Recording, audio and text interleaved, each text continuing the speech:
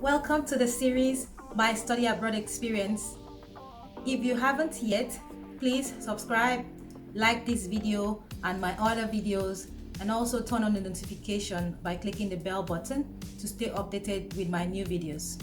Okay, let's get into it.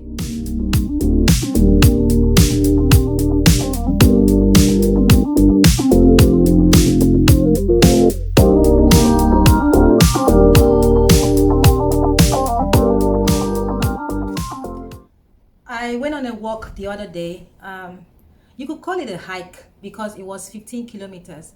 And I must say that I was not prepared for that hike. Well, I think I took a lot of things for granted because one of the things was I had these hiking boots and my mind was telling me, wear your long socks, for the hiking boots. But I was like, there's really nothing there.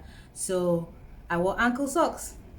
About 3 to 4 kilometers into the hike, remember this is a 15-kilometer hike, I had friction burn, so the back of my ankle was rubbing on the hiking boot and it peeled my skin, so I couldn't walk again. At that time my pinky toes were also hurting.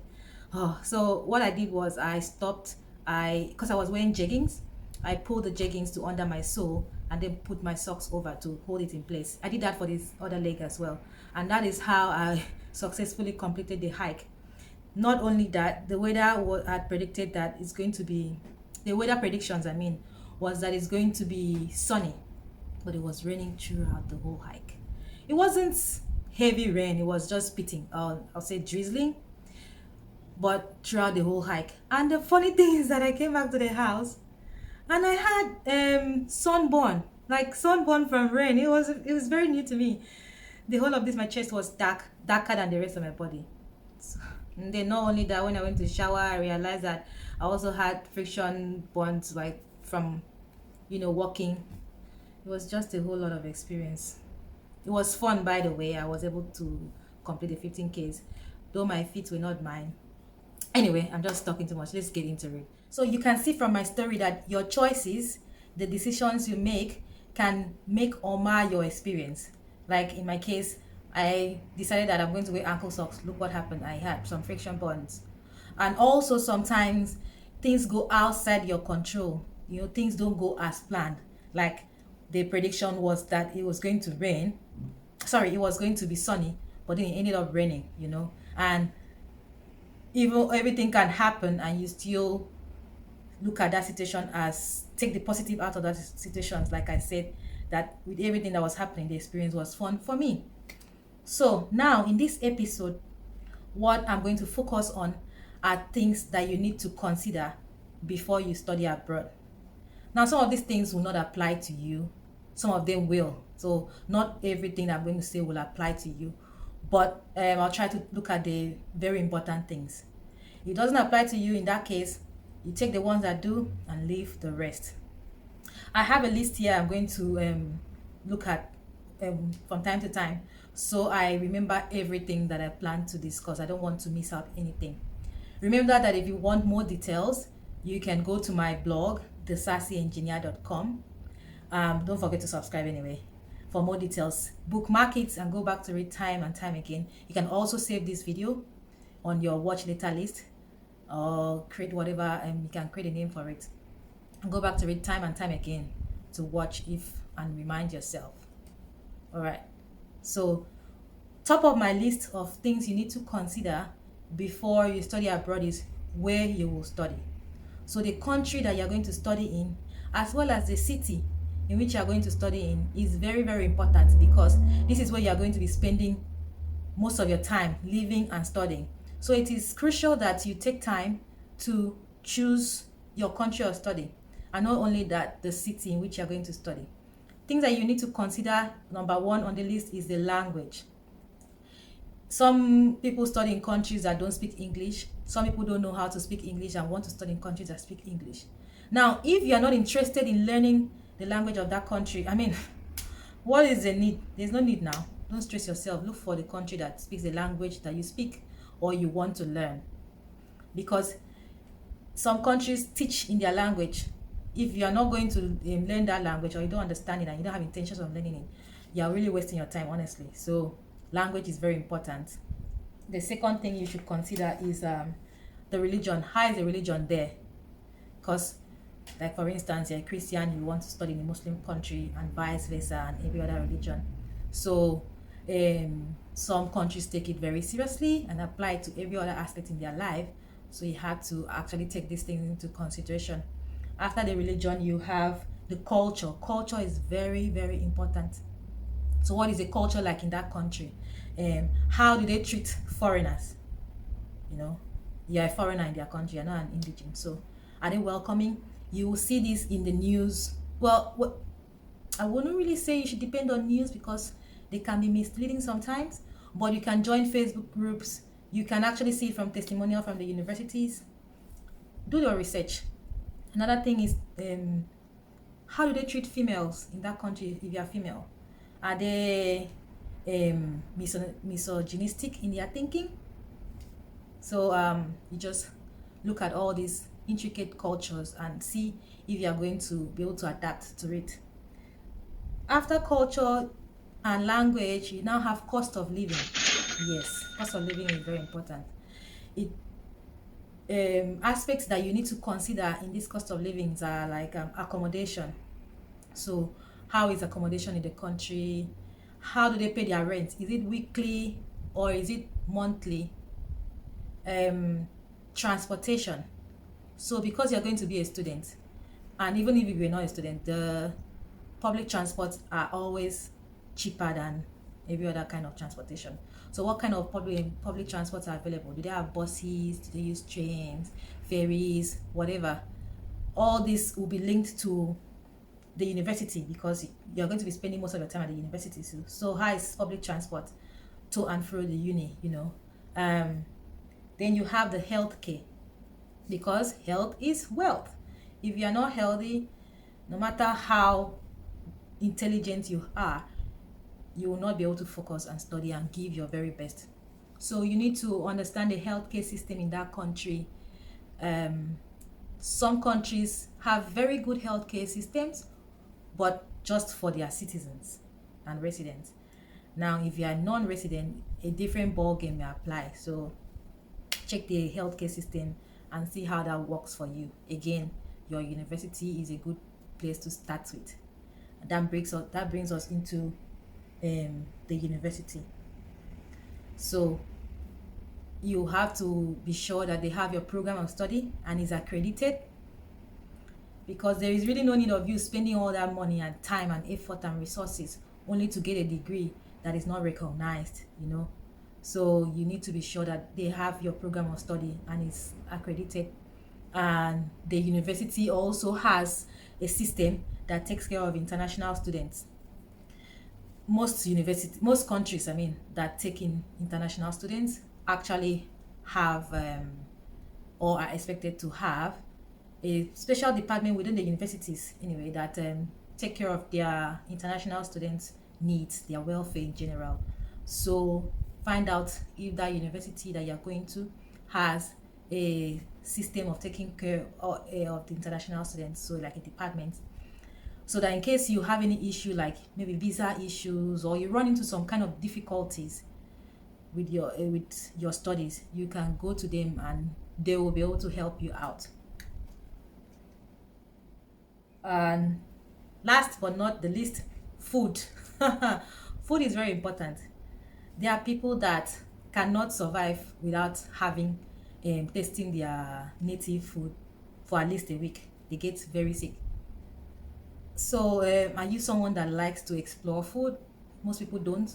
In that case, you have to look around. If food is very important to you, you have to look around and see if there are restaurants that cook your kind of food. There are supermarkets, dairies that have ingredients for your kind of food. If that is not possible, for a start, you don't really know all these things just by being outside the country and researching. You'll just get some level of understanding, but not completely. So for a start, you may have to bring your own food items. Now, some countries are very particular about people bringing in food. For instance, in New Zealand, biodiversity is a big thing. So chances are that some of your food ingredients, spices, etc., will get confiscated at the border. So this is where it's important to do your research on the things that you can bring. You could bring snacks, packaged stuff, and just use it to hold your body and soul together while you figure out a way to survive. So that is some of the things I thought of for the country. For me, I did my studies in New Zealand at University of Auckland. At the time when I was looking for a way to study, I did not want to go to UK because exchange rate was killing. Europe, Europe is the same thing as UK if you're looking at it from a Nigerian perspective. So the exchange rate was and is still high. So I didn't want to go to that side. So I was like, okay, where else can I go to? And US and Canada came into mind. So I was like, let me just go to US, Sha. After everybody's going to US, Abby. So I went to check the school. I got in contact with the school and all that. So while that other side was going on, I decided, okay, let me check the fees. More fees. Yeah. 50,000. I cannot forget $50,000. That's what I saw. I was not like, Abi, is it my eye that is paining me? Or maybe, no, I don't understand what I'm reading. I was convinced I did not understand what I was reading. Because 50,000, Abi, is it for 3 years? So I did the digging. I was trying to convince myself that, it's 50,000 for 3 years. It's okay, it makes sense. Then, doing the digging, I found out that it's actually $50,000 United States dollars per annum. I knew that US was not for me. So I now said, okay, now let's go to Canada. Canada was okay. The only problem was that at that time, the Nigerian government had brought out this policy of no foreign payment. So you cannot use your local bank card to make any foreign transaction at all. Even if you want to buy something, you need to go through the bank and fill the form and do a lot of protocols. So it was quite difficult for me to pay the application fees that Canadian universities wanted to apply for universities. The other one that I paid, and the application fees is it was at least $100 that time. $100. So it was a bit tricky for me. I was able to pay once thanks to my auntie who helped me do that. But then I was like, nah, I can't, I need money. I'll now pay $100. And then probably I don't get any, So the whole stress. So I was like, I beg, is there no country that is not taking application fees? So I did the search with also my program in mind, and Auckland Uni came up, University of Auckland. I've not heard of it before.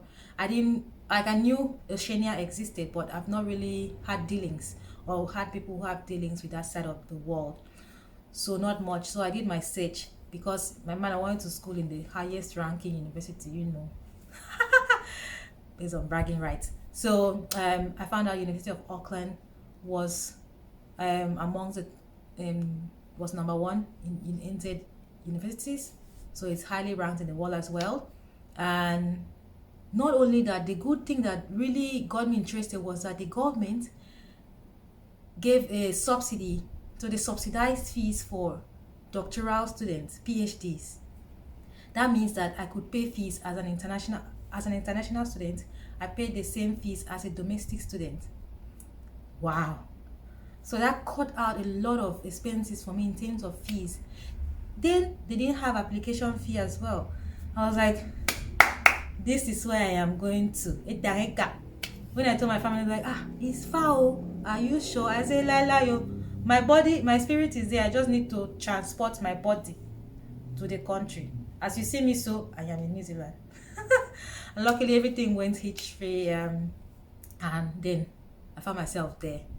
So that is how, for me at that time, what I took important for the country. I did my search on New Zealand, and I found out that they're friendly.